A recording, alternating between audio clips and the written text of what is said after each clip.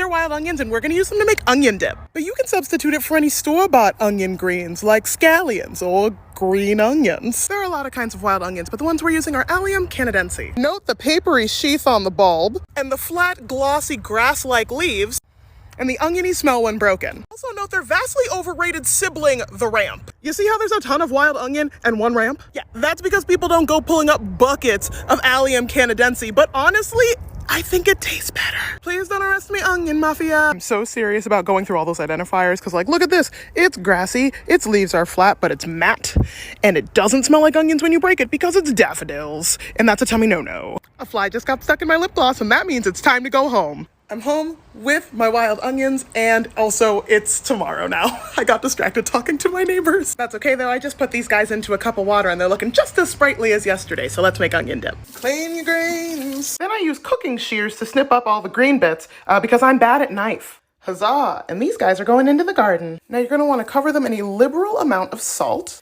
And then, I know this is weird, massage the salt into the greens. You're done when the greens are looking juicy and when they're all covered in at least a thin layer of salt. Now let them sit for just a few hours or overnight if you wanna. Now put your juicy onion greens onto a baking sheet and try to spread them out some so they dry effectively. Put your oven on its lowest setting and pop these guys in for about 20 minutes.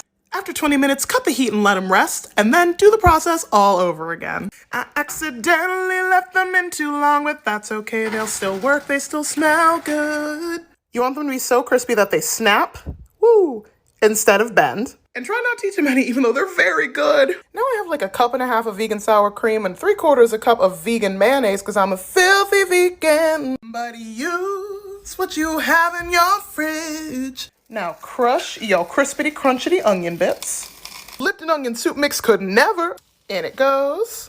Mixy mix. And now after sitting in the fridge for an hour, our onion dip is done. Bringing this and a bag of Ruffly chips to any of your post-pandemic parties will make you the hero, the belle of the ball. I just remembered we're out of chips, so I'm gonna dip popcorn in mine.